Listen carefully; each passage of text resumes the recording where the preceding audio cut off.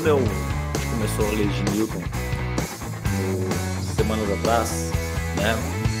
Eu falei, ó, a gente vai só pincelar as leis, vamos mostrar as leis para vocês, né?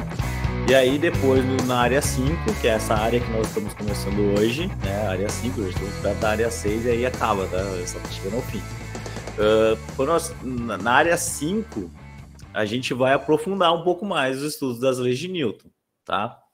Então é isso que a gente vai fazer agora. A gente vai começar a aprofundar um pouquinho mais. A gente vai começar a falar sobre as forças especiais na aula de hoje e algumas aplicações de exercícios clássicos sobre leis de Newton, né? Tem exercícios, pessoal, que qualquer livro de física que vocês abrirem, esses exercícios estarão lá, né? Que envolvem leis de Newton.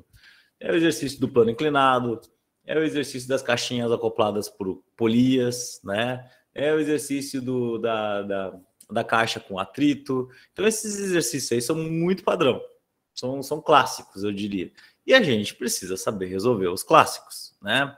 Então, sabendo resolver os exercícios clássicos, com certeza qualquer outro exercício que envolva a lei de Newton, vocês saberão resolver, né? Como eles são básicos, né? Eles servem de base, então, para qualquer outro problema que apareça na vida de vocês que envolva forças, que envolva movimento, tá?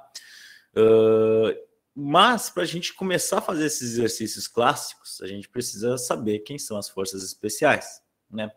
E isso é um nome que eu geralmente dou, né, para essa parte do conteúdo, né? Vocês não vão abrir nos livros de física e não vão achar um capítulo escrito forças especiais. Não, porque essa parte que ela já é embutida em cada capítulo do livro lá sobre leis de Newton, tá? Eu gosto de dar esse nomezinho porque são forças que a gente tem que dar um tratamento especial. Elas são forças como qualquer uma das outras, né? Mas na hora de montar o exercício de física, a gente tem que salientar, ó, essa aqui é tal força, essa outra é tal tipo de força. Ah, aqui nós temos, então, essa outra força. Então, cada situação pode envolver um tipo de força diferente, onde a gente vai ter que ter alguma atenção para alguns detalhes, tá? Beleza? Então aqui, por exemplo, já nessa imagem aqui do Zanetti, né, nas Olimpíadas, ele está se equilibrando, né? Ele está basicamente executando a primeira lei de Newton, né? Se ele está em equilíbrio estático, certo? E aqui eu já consigo visualizar que existem duas forças que a gente vai ter que dar um tratamento especial, que é a força de tração que aparece nas argolas, certo? Mas ao longo da aula, vocês vão entender por que eu estou dizendo que tem duas forças que nós chamaremos de tração nas argolas, tá? Essa vai ser a ideia para mostrar para vocês que não é tão complicado assim entender onde é que aparecem essas forças especiais, mas a gente precisa sempre estar atento a elas, tá? Vamos lá. Gente, primeiro, resumão, né? A gente tem que lembrar quem são as três leis de Newton, isso é básico, tá? Em qualquer momento agora, eu vou ter que relembrar vocês quais são e o que significam as três leis. A primeira lei, a gente sabe que é a lei da inércia, né? Então, a famosinha lei da inércia. E o que diz a lei da inércia? Ela diz o seguinte: se a soma das forças sobre um objeto... Lembrando que isso aqui é um símbolo do somatório, tá? Isso aqui é um épsilon maiúsculo, tá? É o símbolo do somatório. Então, se a soma das forças que atuam sobre um corpo for igual a zero, né? Ou seja, tem N forças sobre um sistema. Mas essas forças não são capazes de gerar movimento porque elas se anulam. Então eu tenho duas situações que pode acontecer aqui. A primeira situação é esse corpo está em equilíbrio estático, né? Equilíbrio estático. O que é equilíbrio estático? É estar paradinho, né? Em repouso. Então, nesse momento aqui, a velocidade desse objeto é igual a zero, ele não tem movimento, certo? Tanto a velocidade como a aceleração. Os dois são iguais a zero, tá? Uma outra situação que pode aparecer daqui é o que nós chamamos de equilíbrio dinâmico. O que é o equilíbrio dinâmico? O equilíbrio dinâmico é quando esse corpo ele tem uma velocidade, existe uma velocidade sobre ele, então a velocidade é diferente de zero, né? Existe uma velocidade, mas a aceleração segue sendo igual a zero. Por quê? Para eu ter uma aceleração diferente de zero, eu preciso que tenha uma força resultante diferente de zero. E a gente está vendo aqui que a força resultante do objeto sobre ele é igual a zero. Então, não pode ter aceleração. Mas pode ter essas duas situações. Eu posso ter aqui um copinho em cima da mesa parado, né? Copo com água parado. Ou eu posso ter aqui, por exemplo, o disco de rock, né? Que eu sempre geralmente dou o exemplo do disco de rock numa pista de gelo sem atrito, onde ele vai estar com velocidade constante, certo? Nenhuma força atua sobre ele, ou a soma das forças são iguais a zero, né? E ele está em velocidade constante. Então, nessas duas situações, nós temos a primeira lei de Newton atuando, certo? Que é a situação onde a força resultante sobre um objeto é igual a zero. Na segunda lei, o que nós temos na segunda lei de Newton? Tá? Que nós chamamos de lei da força. Lei da força. Bom, agora, neste exato momento, nós vamos ter o mesmo copo d'água ali, vou desenhar aqui o copinho d'água, certo? Onde agora a soma das forças que atuam sobre esse copinho d'água é diferente de zero. Então, se eu aplicar uma força aqui horizontal sobre esse copo, o que eu sei? Eu sei que ele vai ser acelerado. Então, agora, neste momento, nós temos uma aceleração que é diferente de zero, e se ele tem aceleração, logo ele terá uma velocidade também diferente de zero. Ele vai ter uma velocidade no final da história, né? Bom, o que acontece? Pela definição aqui, a gente viu que a soma de todas as forças, né, que atuam sobre o objeto, ela vai ser diferente de zero. Então, ela é igual ao produto da massa vezes a aceleração, né? É aquela equação padrão da segunda lei de Newton, né, que fala que massa vezes aceleração é igual à força aplicada sobre o objeto, né? No caso aqui, qual é o cuidado que nós temos que ter sempre? É força resultante. E força resultante, ela pode envolver a soma de várias forças. Pode ter várias forças aqui sendo envolvidas, né, que formam a força resultante do meu objeto. Tá? E aí vem a análise vetorial do exercício, né? Tu analisar ele, onde é que estão as direções e os sentidos dessas forças que estão atuando. Beleza? Essa é a segunda lei. A terceira lei é a lei da ação e reação. Lei da ação e reação. E o que diz a lei da ação e reação, né? Diz que quando nós temos dois objetos em contato, certo? Duas caixinhas aqui, a caixinha 1 e a caixinha 2, tá? E essas caixinhas aqui, elas estão... vamos supor que a gente empurre a caixinha 1 aqui, né? A gente empurrou a caixinha 1 aqui com uma força F, tá? E isso vai gerar um movimento no meu sistema, certo? E o que a gente vai observar? A gente vai observar que vai acontecer um fenômeno aqui, que a caixinha 1 ela vai acabar empurrando a caixinha 2 com uma força que eu vou chamar de F12, e a caixinha 2, por reação a essa ocasião especial que está acontecendo aqui, que ela está sendo empurrada, ela vai aplicar uma força contrária na caixinha 2, na caixinha 1, uma força F21.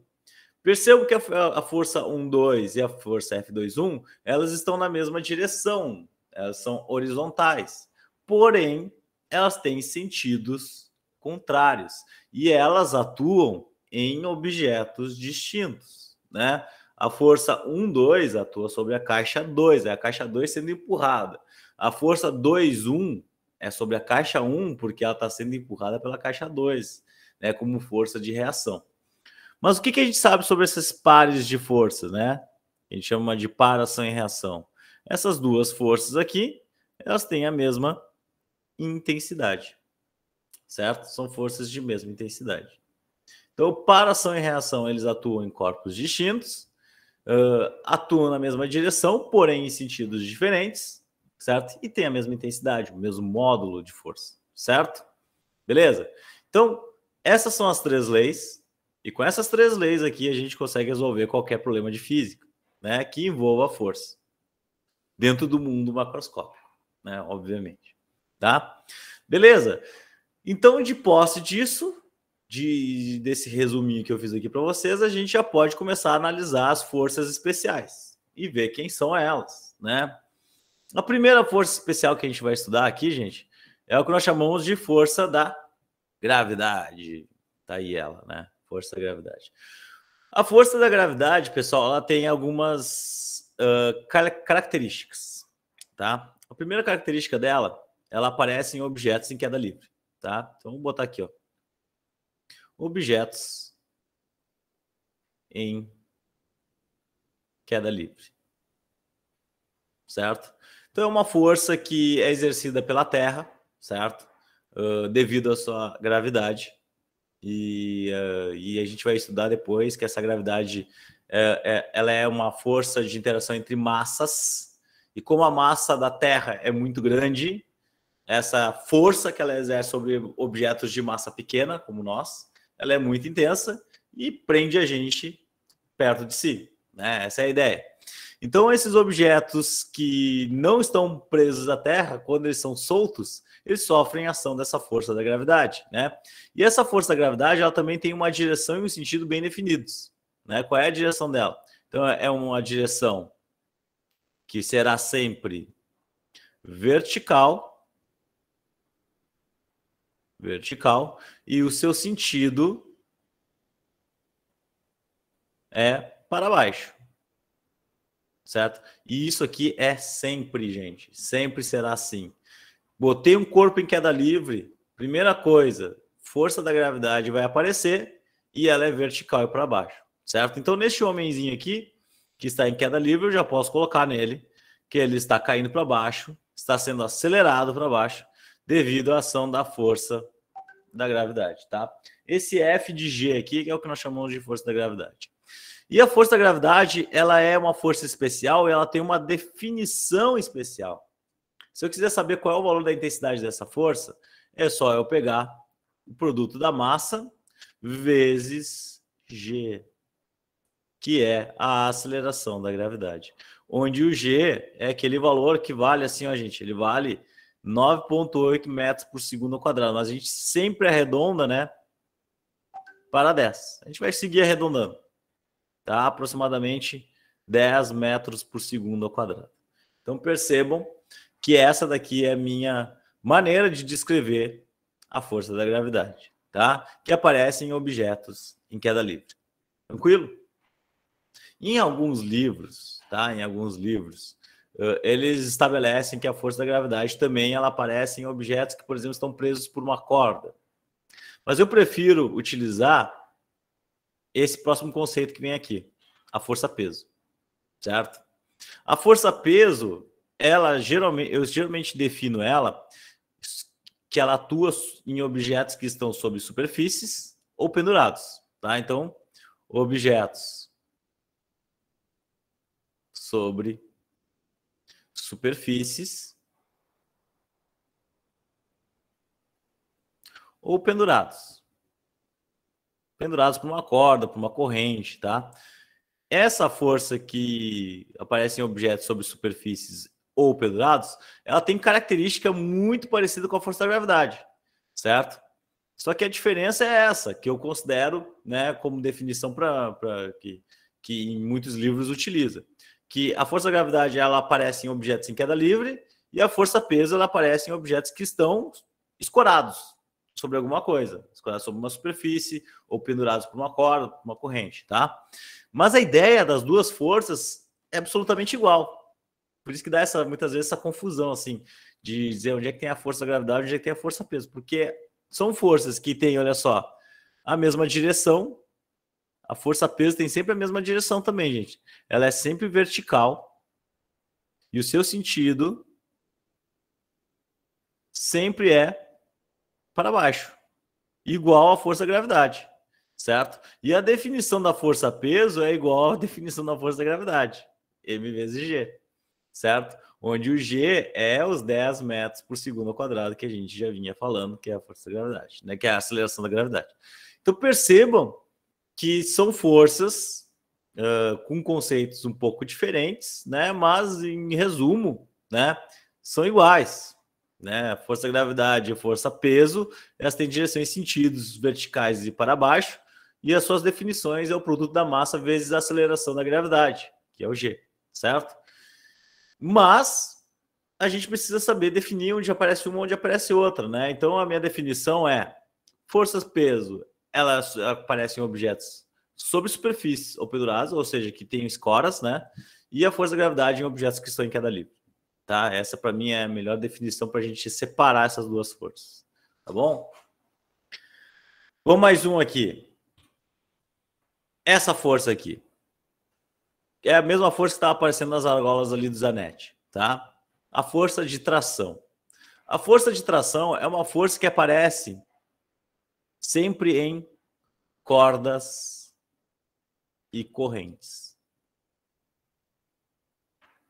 Certo? Cordas e correntes.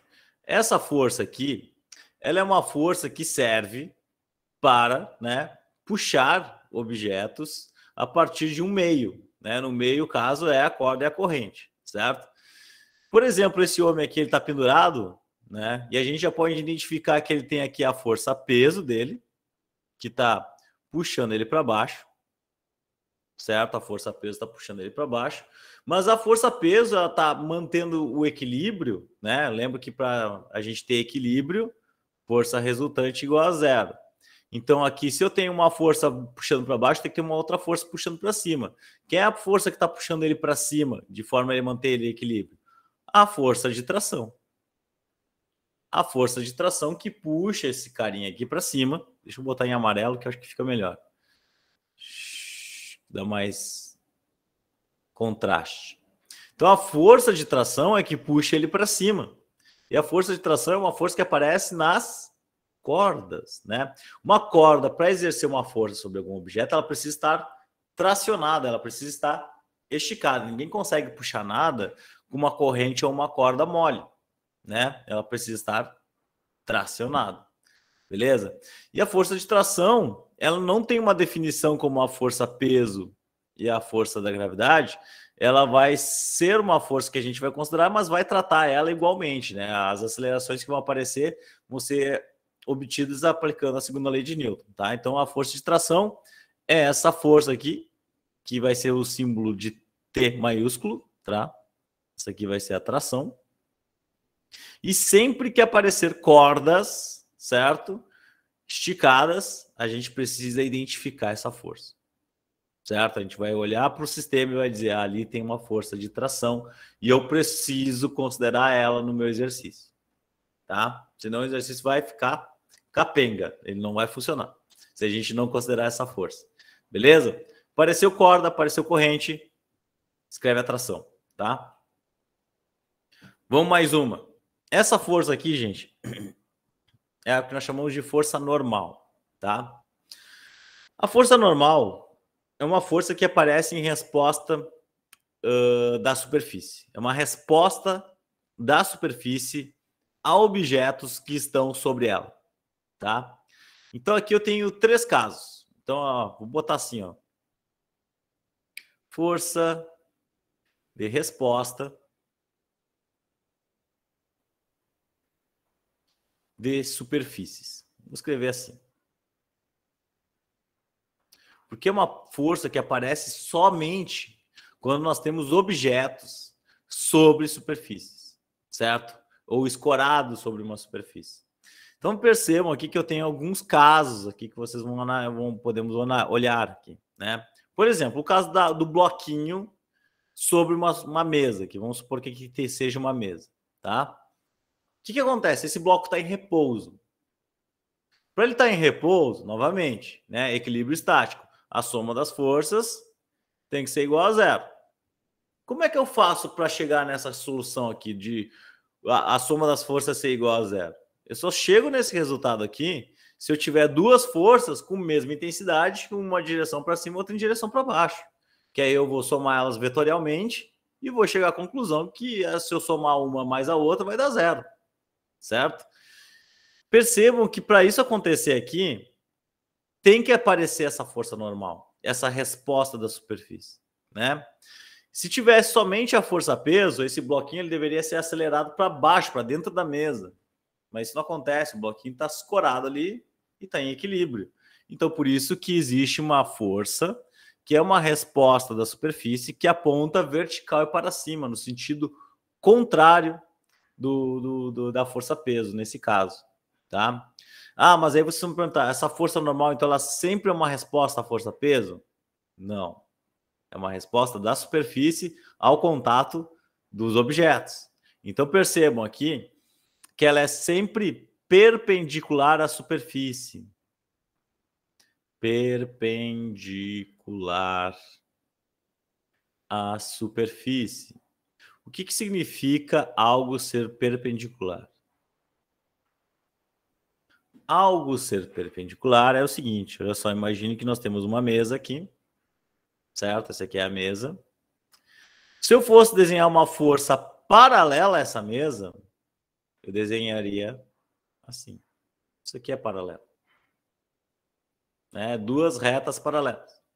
Mas essa é uma força que aparece sempre no sentido perpendicular. Então, ou seja, essa força ela tem que formar um ângulo de 90 graus com a superfície. Em todos os casos. Então, percebam aqui que nessas situações aqui, a força normal ela sempre forma um ângulo de 90 graus com a superfície. Olha só, até no plano inclinado aqui, que é um exercício clássico da física. Olha lá. Percebam que no plano inclinado, né, a normal não anula com a peso. Aqui ela está anulando com a peso. A normal para cima, peso para baixo. Anulou, bloquinho parado. No plano inclinado, a normal não anula com a peso. Porque elas estão, olha só, em direções e sentidos opostos, certo? E aí o que vai acontecer aqui? É que o bloquinho ele vai escorregar para baixo, tá?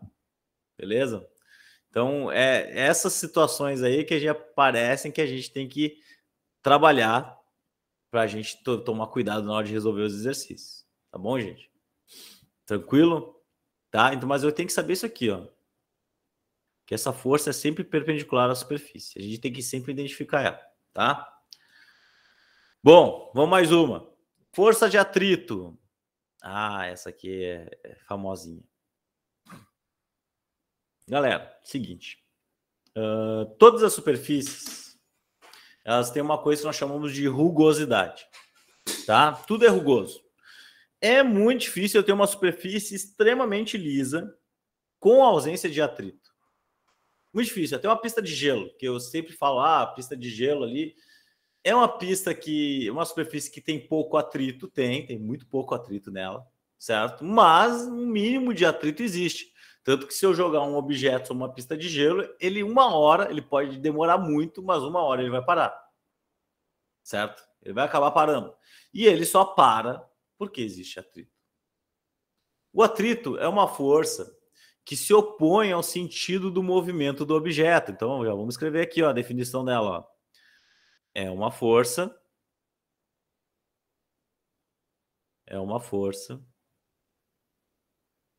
que se opõe ao sentido do movimento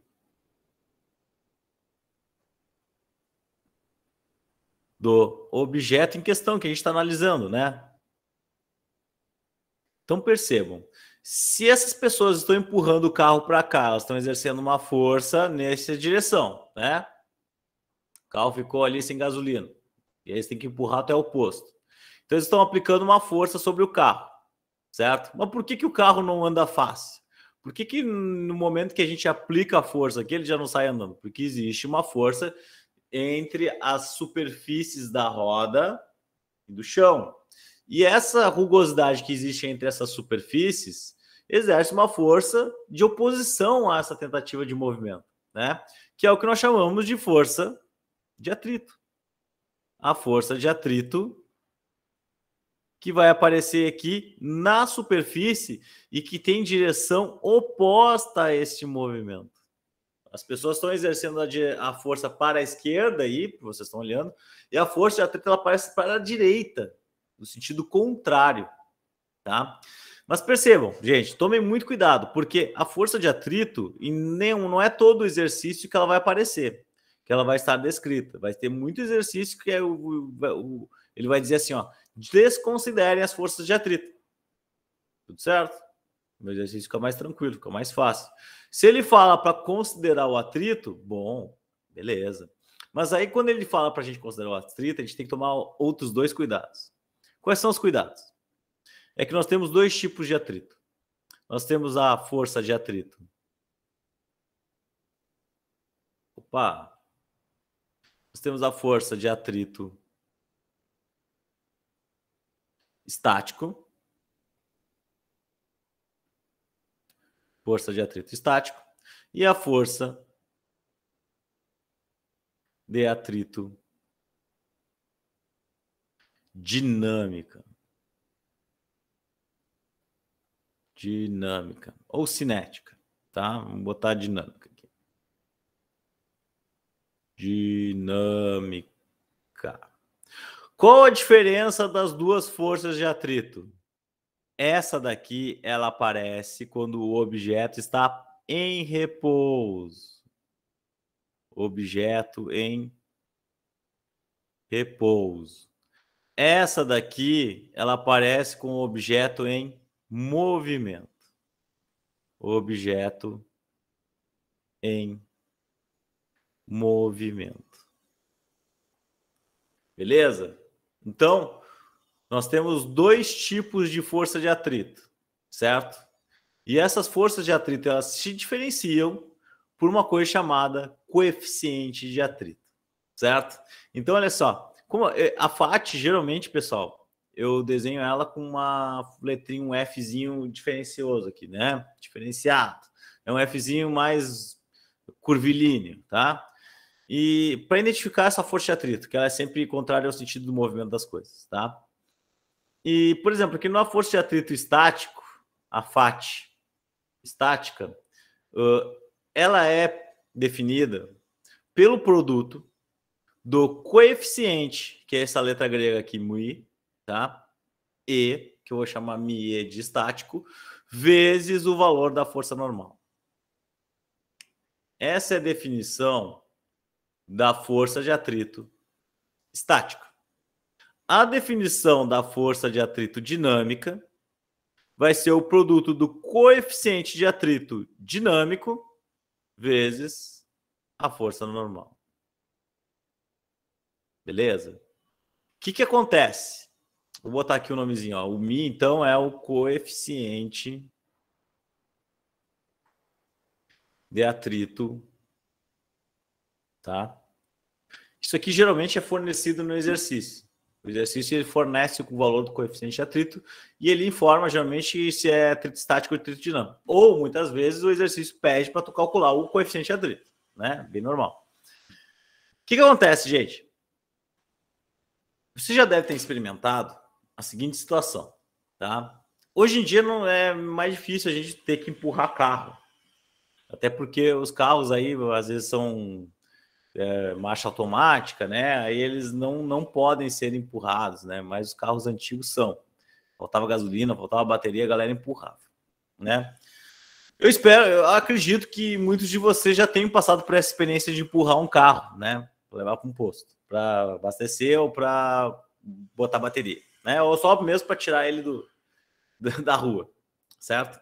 E vocês devem ter percebido, quem fez isso, que quando a gente começa a empurrar o carro, ele está parado. A gente precisa exercer muita força. Certo? E aí, depois que as rodas se mexem, eu não preciso exercer tanta força assim para colocar ele em movimento. Certo? Isso acontece porque existe uma diferença entre o coeficiente de atrito estático e o coeficiente de atrito dinâmico. O coeficiente de atrito estático, ele é um valor muito maior que o coeficiente de atrito dinâmico. E por causa disso, que é muito mais difícil pegar objetos que estão em repouso e colocar eles em movimento do que empurrar objetos que já estão em movimento. É muito mais fácil a gente já pegar um objeto que já está em movimento e continuar empurrando ele do que colocar um objeto em movimento a partir do repouso, né? O mesmo pode acontecer, por exemplo, com o armário, né? O armário está parado lá, tu vai botar ele em movimento, faz uma força danada. No momento que ele andou, que ele arrastou um pouquinho, aí vai mais fácil. Por causa do coeficiente de atrito, né? Coeficiente de atrito estático, coeficiente de atrito dinâmico, tem valores diferentes, certo? E o coeficiente de atrito estático é muito maior, ou seja, a força de atrito de um objeto parado, ela é muito maior que a força de atrito de um objeto já em movimento, certo? Beleza? Não esqueçam disso, a força de atrito ela sempre aparece no sentido oposto, tá? Isso é importante na hora de montagem do exercício. Beleza? Vamos seguir então. Força elástica, tá aí, ó. A força elástica, pessoal, então, é uma força que ela aparece em elásticos ou molas, tá? Então, já é uma definição bem fantástica, né?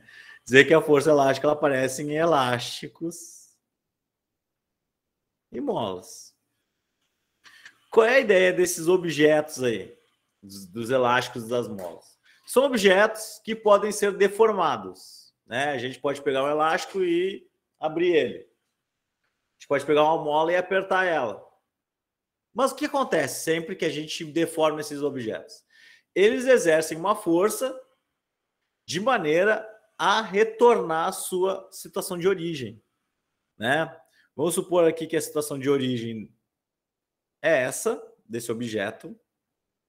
A mola aqui não está deformada, mas no momento que eu deformo ela, que eu apertei ela, aparece uma força elástica na mola de forma a empurrar o objeto para que ele volte para a sua situação de origem, que ele volte a ser como ele era antes, na posição onde estava. O mesmo acontece se eu puxar a mola, né? Se eu esticar ela, a mesma força, só que no sentido contrário vai aparecer, certo? De forma a manter sempre o objeto na sua posição de equilíbrio. A ideia de um elástico, de uma mola, é ele estar na posição de equilíbrio dele, como ele fica naturalmente. Quando a gente deforma ele, ele faz força para retornar essa situação, certo? E a força elástica, ela também vai ter algumas definições diferentes, tá? Por exemplo, a força elástica ela é dada pela lei de Hooke. Agora me deu um bug para ver se é com C, eu acho que é com K só. Acho que é só assim, gente. Mas depois eu confiro com vocês. Se não se lembra se é CK ou se é apenas K, tá?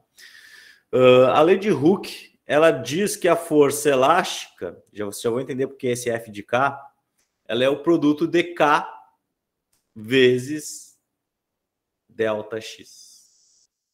O que é o delta X? Esse cara aqui é a minha deformação na mola. Deformação na mola. Certo? Ou no elástico. E o K é a constante elástica. É a constante elástica do objeto.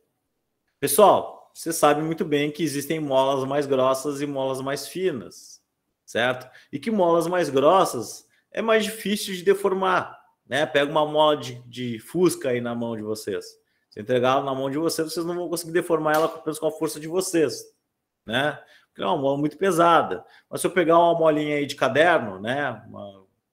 Uma espiral de caderno, que é uma molinha, e é muito fácil deformar ela. Por quê? Porque esses objetos têm constantes elásticas diferentes, certo? As constantes elásticas deles são diferentes. Então, por isso que esses objetos aí têm diferentes maneiras de agir com forças aplicadas, né? Por causa da constante elástica. Essa constante elástica ela tem uma unidade, tá? A unidade dela é o Newton por metro, tá? Newton por metro. As constantes elásticas são dadas em newtons por metro. Bom, o coeficiente de atrito não tem unidade.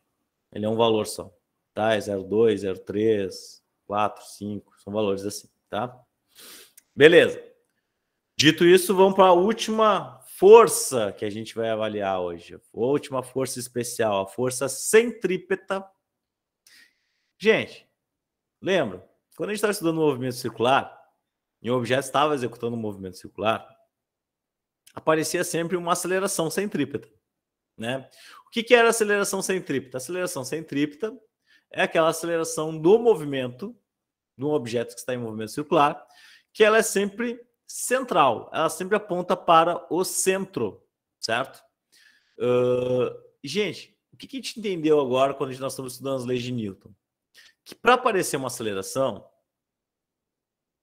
a gente precisa ter uma força. Se essa aceleração centrípeta ela aponta para o centro sempre, e aparece sempre no movimento circular, significa que tem uma força que está atuando ali. Que força é essa? A força centrípeta também, certo? Então a força centrípeta ela é sempre sempre aponta para o centro no movimento circular, aponta para o centro sempre, tá? Essa é uma força que aponta sempre para o centro e basicamente a sua definição da força centrípeta, né? Se a gente pegasse aqui a definição de massa vezes aceleração, só que aqui no caso vai ser aceleração centrípeta, a gente vai lembrar algumas definições sobre a aceleração centrípeta. Que a aceleração centrípeta é igual à velocidade ao quadrado sobre o raio dessa circunferência. Então, é muito comum a gente achar em livros que a força centrípeta é definida pelo produto da massa vezes a velocidade do objeto ao quadrado sobre o raio da circunferência. Certo? Então, aqui, R é o raio da circunferência. Circunferência. Beleza? Então, percebam que, neste caso, do movimento circular uniforme, que ó, no MCU, movimento circular uniforme, nós temos essa força especial, que é a força centrípeta, que aponta na mesma direção da aceleração centrípeta. Tá? Beleza? Visto essas forças, bom, são essas, gente. Tá? Essas são as forças que vão aparecer para nós nos exercícios, geralmente. E aí tem que tomar cuidado na hora de definir elas, né? Porque algumas delas, aí, como por exemplo a força centrípeta, a força na mola, né? A força de atrito, são forças que têm definições bem específicas. Na hora de montar o exercício, temos que tomar esse cuidado, tá? Mas existem também outras forças que a gente não vai trabalhar aqui no ensino médio, tá? Mas eu vou mostrar elas, quem são elas para vocês, tá? São algumas forças que aparecem geralmente na estrutura atômica da matéria, né? Ou também, quando a gente vai trabalhar aí com massas muito grandes, como por exemplo nos astros, né? Estrelas, planetas, etc. Uma delas aqui, então, são forças que aparecem nos átomos, a força nuclear forte, que é uma força que aparece no núcleo atômico, núcleo do átomo, certo? Entre prótons e nêutrons e outras coisas que tem ali dentro. Tem a força nuclear fraca, que é a força que aparece entre o próton e o elétron, certo? A força de interação entre eles. Temos a força da gravidade, que é a força que aparece entre objetos de massa grande, né? Essa força aqui, inclusive, a gente vai estudar ela na última parte da matéria. No último conteúdo lá, quando a gente for falar de lei da gravitação universal, de Newton, a gente vai falar sobre a força da gravidade bastante, tá? E as forças eletromagnéticas, que a gente vai estudar lá no terceiro ano do ensino médio, tá? A gente vai estudar a força elétrica, força magnética, e essas forças, elas aparecem lá. E percebam que são tudo forças de interação à distância, ou seja, não precisa de contato entre os objetos para aparecimento dessas forças. São forças que elas aparecem à distância, como se fosse um truque de mágica, só que não, né, gente? São forças da natureza. Beleza? Certo? Mas essas forças aqui, ó, em maioria, a gente vai estudar aí nos próximos meses, não agora, tá? Não agora. Agora a gente vai estudar somente as que a gente viu anteriormente. Beleza? Então, olha só. esses últimos minutos de aula, vamos fazer alguns exercícios, né? Vamos avaliar o que está acontecendo aqui, tá? Nessas situações aqui de problemas que estão aparecendo para nós aqui. Nessa primeira parte aqui, a gente vai apenas determinar todas as forças que estão aparecendo no sistema, tá? Então aqui tem um bloquinho com polias, né? Com mola, num plano inclinado, e ali nós temos 2 bloquinhos acoplados, certo? Com uma mola também, tá? O que a gente tem que fazer aqui? A gente tem que só identificar as forças. Só tem que colocar para onde elas estão aparecendo, tá? E vamos considerar que tem atrito em todas, beleza? Então vamos ver como é que fica, olha só. Vou pegar em vermelho. A gente sempre começa analisando os blocos, tá? Beleza? Os bloquinhos que estão no meu sistema. Então, nesse bloquinho aqui, nós temos, ele está sobre uma superfície, né? Então, ele tem uma força peso vertical e para baixo. Não se esqueçam que é sempre assim, sempre vertical e para baixo. Como ele está sobre uma superfície, existe uma resposta da superfície, que é a força normal. Só que essa força normal é sempre perpendicular à superfície, né? Lembra disso? Então, ela sempre forma um ângulo de 90 graus com relação à superfície sobre o bloquinho. Então, está aqui a minha força normal. Percebam que, nesse caso, a força normal e a força peso, elas não estão se bloqueando, né? Elas não estão se anulando, beleza? Então, a tendência é que o bloquinho caia para baixo. Mas por que ele não cai? Ele não cai por 2 coisas. Primeiro, nós temos a FAT, que está contrária a esse movimento. Ela aparece ali, ó, eu identifico ela bem na superfície. Percebam, né? A FAT, ela não deixa o bloco cair para baixo. Também. Quem mais não deixa o bloco cair para baixo? A tração. O bloco está preso pela corda, né? Se a corda não deixa ele cair, porque existe uma tração ali que não permite isso. Então, nós temos uma força de tração atuando aqui. Beleza? Ok. E aquela mola lá? Bom, a mola, pessoal, ela está sendo esticada pela mesma força de tração que está evitando que o bloco caia. Essa força aqui ela está exercendo sobre a mola, esticando a mola. E o que a mola vai fazer? Ela vai exercer uma força no sentido contrário aqui, uma força elástica nesse sentido, de maneira a evitar que ela se deforme, certo? Essa é a ideia que aparece sempre nas forças elásticas. Uma tentativa de não deformação do objeto, certo? Beleza? Então, ó, neste primeiro caso aqui, que parece bem simples, olha só a quantidade de força que tem no sistema. Tem muita força, né? Beleza. Vamos ver esse outro exercício aqui, ó. Nesse exercício, vamos começar por esse bloquinho aqui, ó. Esse bloquinho que está pendurado. O bloquinho que está pendurado, ele é mais fácil. Por quê? Ele só tem 2 forças atuando sobre ele. Nós temos a força peso, está atuando sobre ele, empurrando ele para baixo. E nós temos a força de tração, né? Que não está permitindo que ele caia para baixo. A corda está tracionada, está exercendo uma força, mantendo ele esticado, mantendo ele em equilíbrio ali. Beleza? Então, isso é a análise do bloco 1. Bloquinho 1 são essas as forças que atuam sobre ele, certo? Como ele não está escorado em nenhuma superfície, não tem força normal, não tem força de atrito, não tem nada disso, tá? Já o bloquinho 2 aqui, esse outro bloquinho que está aqui em cima, ele vai ser puxado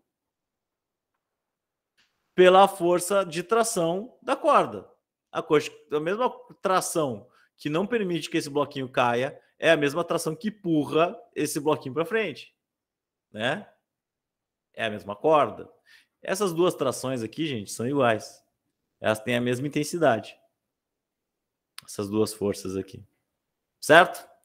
Beleza. O que mais que nós temos? Nós temos a força peso desse bloquinho aqui, ó. Bloquinho sobre superfície. O bloquinho está na superfície, normal. Força normal atuando sobre ele. Beleza? O que mais? Ah, nós temos esse elástico aqui, essa mola, né? E essa mola está sendo puxada pelo bloco. Logo, ela vai tentar exercer uma força elástica de maneira a não ser puxada. né? A não ser deformada. Então, percebam que nesse segundo exercício, as forças envolvidas são essas aqui.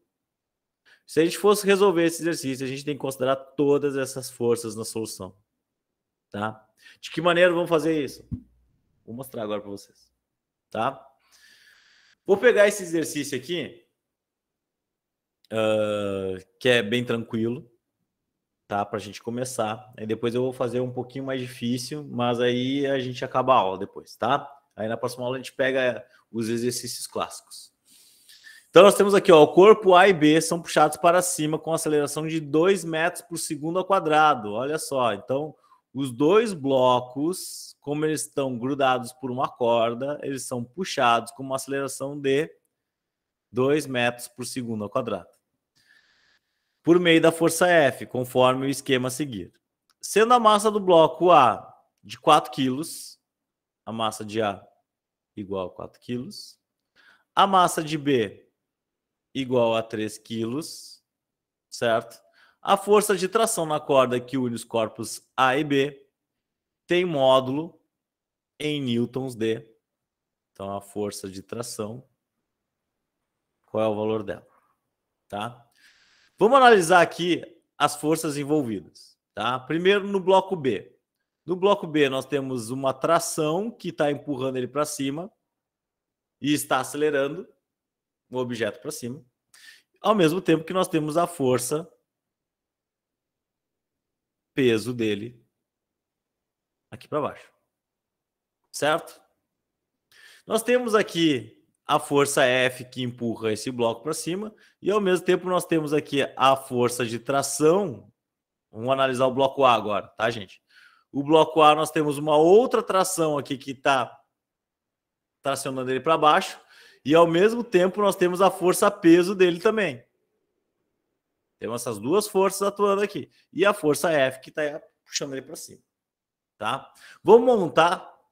Como esse objeto ele tem aceleração, isso aqui é a segunda lei de Newton, que tem aceleração. Então, vamos ver como é que fica assim, ó, para o bloco A primeiro. O que a gente vai fazer? Vamos aplicar a segunda lei de Newton para os dois, ou seja, vamos somar todas as forças envolvidas e vamos igualar o produto de massa vezes a aceleração. Tá? Então, vai ficar assim, ó. No bloco A nós temos uma força que está puxando ele para cima, uma força F puxa ele para cima. E para baixo nós temos duas forças aqui, ó. Nós temos a força peso dele menos a tração. Tração linha que está puxando ele para baixo também. Por causa do bloquinho B, né? Bloquinho B que está tracionando aquela corda e puxando ele para baixo. E isso aqui vai ser igual ao produto da massa do bloco A vezes a aceleração. Beleza, ó, somei todas as forças envolvidas e igualei a massa vezes a aceleração. Vamos para o bloco B agora. Bloco B. Bloco B, eu vou aplicar a segunda lei de Newton também e vamos avaliar quais as forças que estão atuando sobre ele.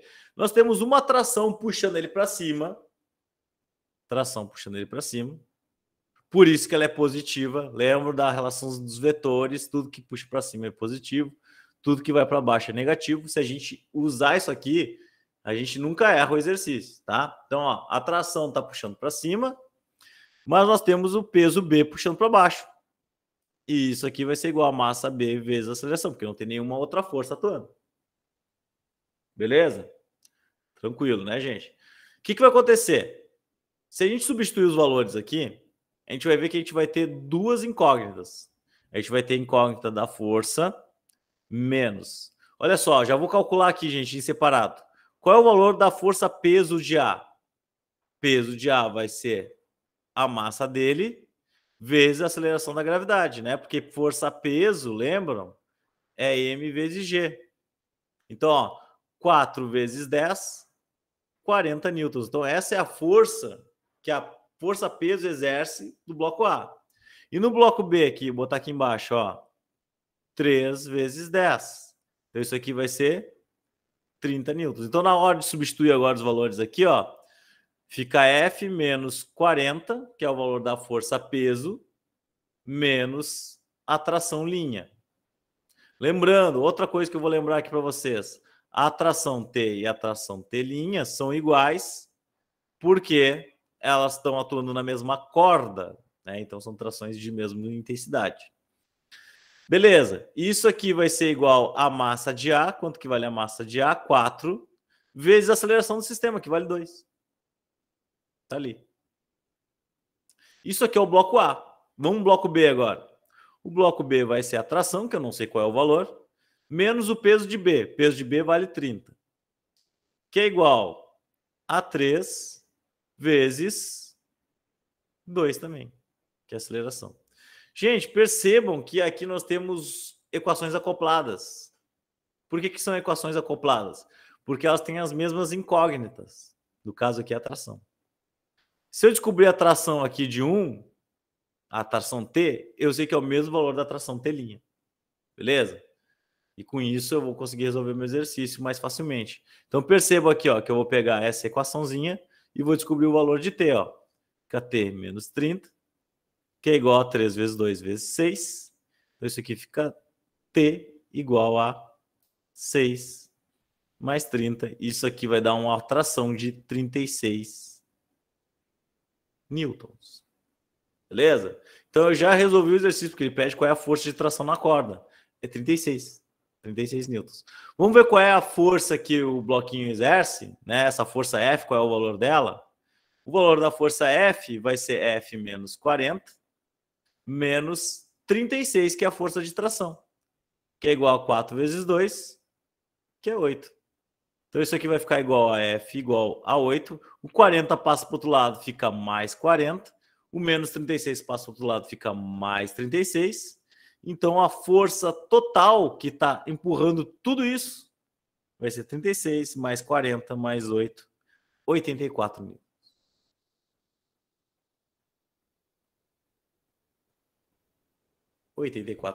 Tá aí. Beleza. Essa é a lógica de resolver esse exercício, gente. Sempre analisar todas as forças envolvidas, executar as equações, tá? Vamos mais um aqui, para finalizar a aula. Então, nós temos aqui, ó, o bloco 1, que tem massa de 2 quilos, o bloco 2, que tem uma massa de 5 quilos, uma força que empurra, que é igual a 30 newtons, e temos uma constante de atrito que vale 0,2. Beleza? Tudo isso aqui está sobre uma superfície. Galera, olha só. Vamos analisar as forças. Essa é a primeira coisa que a gente tem que fazer sempre. Fazer os vetorzinhos de força. E apontar o sentido deles. Se a gente fizer isso aqui, dá tudo certo. Tá? Então, olha só. O bloco 1. O bloco 1 tem a força normal e a força peso dele aqui. Certo? Galera, o que acontece? Esses blocos, eles vão sair voando para cima ou eles vão entrar para baixo da Terra? Não, eles não vão fazer isso. Isso significa que a força normal, que eu vou chamar de normal 1 aqui, e peso 1, elas têm a mesma intensidade e elas se anulam. Beleza? E isso aqui é uma informação importante para a gente. O mesmo acontece aqui, ó, com a força peso 2 e a normal 2. Se esses blocos não vão sair voando para cima, nem ser enterrados para baixo, significa que essas forças têm a mesma intensidade. São iguais. Beleza? Qual outra força que nós temos aqui? Bom, os bloquinhos estão de lado a lado, né? Então nós temos uma força de ação, 1, 2, e uma força de reação, 2, 1. Os bloquinhos, eles vão se empurrar devido para ação e reação. Certo? O que mais que nós temos aqui? Ah, vou ter que botar em outra cor aqui, gente. Nós temos... Vou pegar uma cor diferente. Opa! Pegar aqui roxo. Nós temos o atrito do bloco 1 com o chão. E nós temos também aqui, ó, o atrito do bloco 2 com o chão. Vejam que tem muita força aqui envolvida. Mas percebam que o movimento, ele só vai acontecer na horizontal. Na vertical não teremos movimento. Só temos movimento na horizontal. Ou seja, a gente vai fazer a análise da força das forças para calcular essa aceleração apenas dos objetos das forças que estão atuando na horizontal. Essas forças aqui, normal e peso, que estão na vertical, elas não estão gerando movimento, mas a gente precisa saber quais são os valores delas.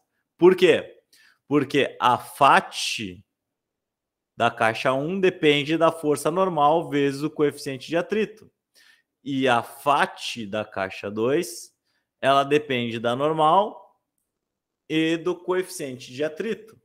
Então a gente precisa saber esses valores. Mas a gente tem como descobrir eles? Claro que tem. Muito simples, olha só. A gente sabe que G é igual a 10 metros por segundo ao quadrado. Então, logo, vou escrever aqui, ó, a força peso 1 vai ser a massa, peso é massa vezes G. Então, a força peso 1 vai ser os 2 quilos vezes 10, que é a aceleração da gravidade, e a força peso 1 tem 20 newtons de força, que é igual à força normal. A força peso 2, ela vale quanto? 5 quilos vezes 10. Então, a força peso 2 vale 50 newtons, que é igual a normal 2. Tá aí, ó. Descobrimos os valores das forças normais, porque nós sabemos que as normais têm a mesma intensidade da força peso. Agora, a gente pode calcular o quê? As forças de atrito. A força de atrito do bloco 1 com o chão vai ser os 20 newtons vezes o coeficiente de atrito, que vale 0,2. Quanto que vale a FAT 1 aqui? A FAT 1 vale 20 vezes 0,2, 4 newtons. E a força de atrito 2 vai ser os 50 newtons vezes 0,2. Então, a FAT 2 da força de atrito da caixa 2 vale 50 vezes 0,2, que é igual a 10 newtons. Olha só, guarda essas informações aqui no cantinho, no quadro, tá? Vou destacar elas aqui com vermelho. A FAT 1 e a FAT 2. O que a gente vai fazer? Vamos organizar as forças para a gente calcular essa aceleração aí, tá? Vamos usar a segunda lei de Newton. Tem aceleração, segunda lei. Soma das forças é igual a massa vezes aceleração. Então, olha só. Primeiro, para cada um dos blocos, ó, bloco 1. Quais as forças que atuam na horizontal sobre o bloco 1? A força F. A força de reação F21 atua sobre ele no sentido contrário, sentido da esquerda, por isso que ela é negativa. E nós temos também, no mesmo sentido, a força de atrito 1. E isso aqui, não tem mais nenhuma outra força atuando, vai ser igual ao produto da massa vezes a aceleração. Vejam que eu estou pegando só as forças horizontais, que é as forças que exercem movimento. Beleza. O que a gente vai fazer aqui? Isso aqui é o bloco 1. Vamos para o bloco 2. No bloquinho 2, quais são as forças que atuam? Nós temos a força 1, 2, que empurra ele para a direita, o bloquinho 1, bloquinho 2, né? E o que mais? Nós temos somente mais uma força, que é a força de atrito, que está no sentido contrário. FAT 2, que é igual a massa 2 vezes a aceleração. Isso aqui é o bloco 2. Galera, vejam que, novamente, eu tenho um sistema de equações para resolver. Duas equações acopladas. O que é igual nessas duas equações? A aceleração são iguais. E o par ação e reação têm a mesma intensidade. Essas duas forças aqui têm a mesma intensidade. E esse é o pulo do gato. Então, ó, vamos resolver o exercício. Nós temos quanto que vale a força F? 30 newtons. Está aqui, ó. Quanto que vale a F21? Não sei. Escreve ela. Quanto que vale a FAT 1? A força de atrito vale 4 newtons, tá ali. Quanto que vale a massa do bloco 1? 2 quilos. Vezes a aceleração. Que eu não sei, né? Tem que descobrir. O que mais? Quanto que vale a força 1, 2? Não sei. Escreve aqui. Quanto que vale a FAT2? Está aqui, recém calculamos, 10 newtons. Que é igual. Quanto que vale a massa? 5 vezes a aceleração. Pronto, gente. Agora a gente substituiu todos os valores. Nós temos agora condições de resolver esse exercício. Qual a condição que nós vamos usar? Eu vou usar a substituição. Eu prefiro assim. Tem outras técnicas de resolver sistemas. Vocês devem ter aprendido aí com professores de matemática. O que eu acho mais fácil é substituição. Como é que é a substituição? Eu pego, por exemplo, a equação mais simples, que é essa aqui de baixo, e vou escrever essa equação em termos do F12. Ou seja, eu vou pegar esse 10 aqui que está desse lado da igualdade e passar para o outro lado. E fica assim, ó. 5A mais 10. E o que eu vou fazer? Como essas duas forças aqui são iguais, eu vou pegar este resultado aqui e usar na equação de cima, substituindo F21, porque elas são F12 e F21 são forças iguais. Beleza? Então vai ficar assim, ó. Meu exercício. Vai ficar 30 menos... Quanto que vale F21? 5A mais 10. Olha só, vale isso aqui. Que é igual a menos 4, que é igual a 2 vezes A. Então, ó, 30. Esse sinal atua para todo mundo. Menos 5A, menos 10, menos 4, que é igual a 2 vezes A. O que eu vou fazer? Passar todo mundo aqui que tem o A para o outro lado, e quem não tem A fica desse lado. Então, esse cara aqui eu vou passar para o outro lado, ó. E vou somar o 30 com menos 10, que dá 20, com menos 4, que dá 16. Já fiz aqui, ó, 30 menos 10, 20. 20 menos 4, 16. Esse 5 passou para o outro lado, ficou assim, ó. 2A mais 5A. 2A mais 5A, vocês sabem que é 7 vezes A. Coloco o A em evidência e passa o 7 que está multiplicando dividindo. 16 por 7. Então, a aceleração desse meu sistema, que é o que ele queria descobrir, isso aqui dá 2,28